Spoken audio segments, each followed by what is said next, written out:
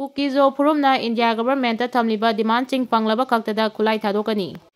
Kuki zo phurumna government of India da thamkiba demand ching panglaba matam khaktada khulai thadokani haina Kuki zo village volunteer coordinating committee gi maikaidagi phongdorakli. Agency dagi phangba paw amagi matungina Manipur amadi tribal ching mahusagum tangdu leidana amadi chafana lainaba mathau taba khongthang lokhatpiyo haina Kuki zo village volunteer coordinating committee na India lengakta taksinkhre hairi. Kuki zo village volunteer coordinating committee gi maikaidagi phongdorakpada kumja lising aniga kulhumdoi gi May 3 dagi chatharakliba irang achida state na sponsor tauba group kharana Kuki zo phurupta atat akham laitana toina ete kaya chatharaki maduda lengak asina makoibu ningthina ngak chenbibadagi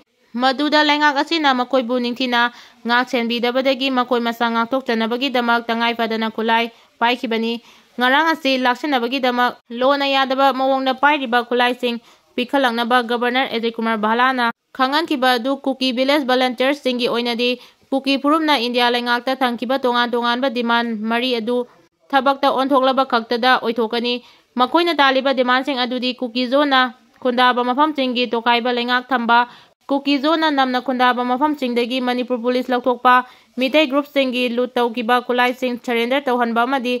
Kuki zo village volunteers singda legal protection piba asina singmani hairi.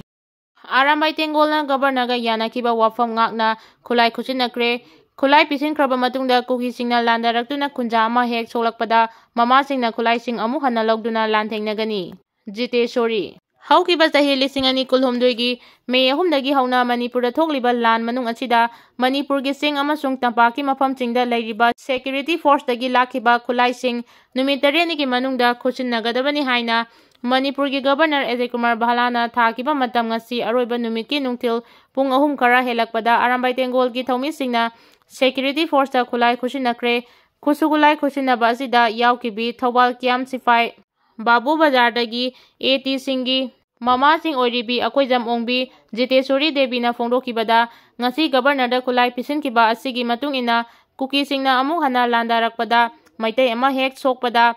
khusinakhiba khulai sing asi lamdam asigi mama singna amuk hana logduna Ireibak Manipur kananaba lanthenagani haina phongdoki. Ngasi Manipur governor da khulai khusinakhiba du tongan tonganba nongmai chahungi mathakta oigani haina thajanari ahanba Manipur rifle ki complex la pangthokiba thoramaduda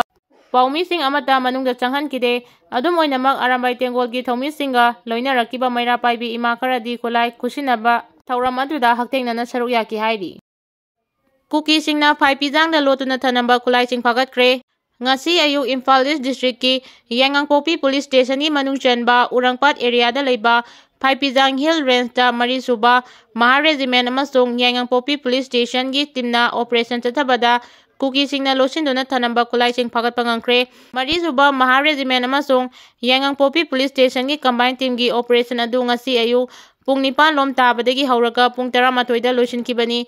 Polythene yomlaga lainungda lotuna thanamkiba khulai sing adudi modified sniper rifle with telescope sight 1 ama 9mm pistol with magazine ama 36 ICE hand grenade manga baufeng radio set ani bicod mounted pompi gun manga heavy pin established projectile ani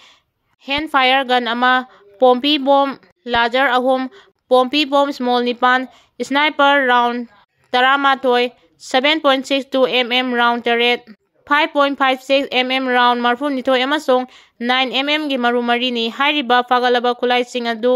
manak nakpa police station da chinakre hairi. Kuki militant singna National Highway 2 kanchinduna saramba bunker sing amadi Kuki nupi singi punpham chang thugaikre athing mapiruba Kuki volunteer tarukchu fajinkhre.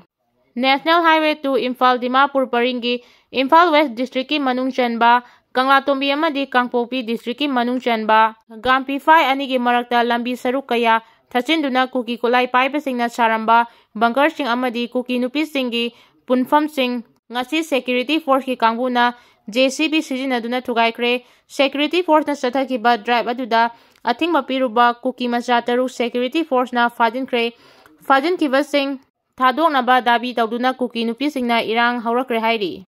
Pawashin High Security Force ki maikaidagi lan gi matawgumna National Highway gi lambi saruk sokna Kuki khulai paiba singna sajilamba bunker sing amadi Kuki nupisingna khongjang changchinba matamda punpham oina saramba sangching laukthoknaba mangjawnana kayarak hanna khangankhrabasu laukthoktabadagi ngasi ayuk pung 5 rom taba matamdagi masing yamlaba security forcesingna ngak chelaga JCB sinaduna lambigi nagyeta saramba bunkersing sangching thugaiduna mahankibani haidi security force ki kangbuna drive chathari haibagi pau tabadagi Kuki khunja kayana thoraktuna security force ki drive adubu ayet papinabu honaki maduda miyoi taru security force na fajin ki haidi fajin ki ba miyoi sing adudi jan kholun guite gamko hau chonglai henmilan chonglai kaimilan chonglai jan thelen haukip amadi lumithang lupen kawi makoi taru mak kangpopi district tagi ni hairi pausin hai Kuki khunja karana security force ki kangbuna fajin kre haibagi pau hek tabaga kangpopi dagi yauna Kuki nupi kaya bus da gampi 5 fauba bus da laki tungda fajin kraba miyoi sing adu Saparmen police station da khusinakre haibagi pau phongbadagi Kuki nupi singna Saparmen police station gi geta thomjinduna fajin kiba miyoi sing adu condition amata yaudana thadoraknaba khongjang changchin ki hairi ngasi nungtil pung 2 helaba faubada fajin kiba sing adu thadoi haibagi pau phongba ngamdri Kuki singna san ani halaga chathokre haukiba February 15 gi ayukta masagi sangoldagi thadokiba san ani Kuki singna faraga halaba matungda chathokre hairi hiramasi ki matangda sabungko khunau development committee ki secretary thoibana pauche asida phongdorakpagi matung inadi mahang masamangna loijaba macha chelaba sanbi ama loinana mahaki manau nupana loiba sanlaba ama Kuki singna faraba matungda halaga chathokre sanching asi ayu anganbadagi sangoldagi thadokibadagi sabungko khunauga thangnana lairiba sangran hairiba Kuki khun asigi Singgi sarukta changchinkibadagi Kuki singna halaga chathokibani hairi mahangna makata na phongdokkibda san halaga chathokiba asiga mari leinana Yangnangpopi police station da aiba cherol ama piduna wakatkre adubu ngasi fauba lakhotpam thokpa thabak amata lakhatana lairi haina su phongdoki Delhi gi assembly mifamda AAP MLA sing changan kidre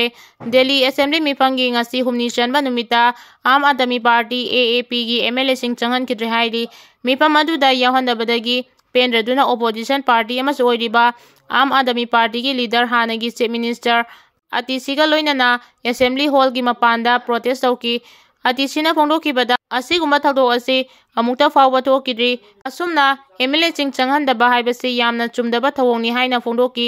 Delhi lengak nauna paikraba BJP nasu Delhi bu soidanasu ahongba ama purakani haina Delhi miyamda phongdokiba adu hojik chathariba assembly mifamdasu chief minister Rekha Guptana CAG report house da puthokpada speaker Jitendra Guptana miyoi 12 dagi 13 na saba inquiry committee semduna public account committee amasu semgani haikre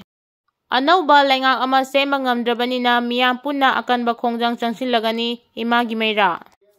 Manipurda anauba lengak ama semba ngamdrabanina lebak miyamga punna akanba khongjang changsilagani haina imagi meira na phongdokre wafam asing asi Manipur Press Club ki Thangjing Hall da pangthokiba paugi mifam amada imagi meira gi secretary RK Ongbi Khoirom Sunita na phongdokibani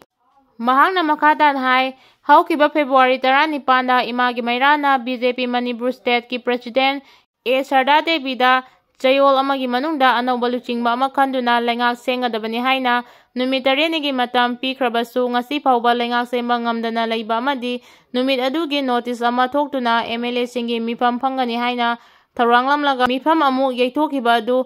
Manipur miyambu apangbasi duna namthanaba honabani masing suna lairiba ruling party gi MLA sing punsinduna anauba lengak sembada tharang tawbagi mami hojik fawba tadri haina su phongdoki mahangna makatana phongdokibada leibaki asuk luraba tanja asida makoi machel famunabagi charangna duna lairiba si miyambu karisu leitana usitaba manbagi thawong kaya chatharagliba asi leibak miyam amadi mama obisingna chapchana pakumpi gani haibasi ruling party na khangjinba fai hawjik lamdam asida thamjilakliba president rule asi lokthokpagi mamisu udri maram asina leibak miyam amata oina punsinabagi matam ore loinana mama obisingchu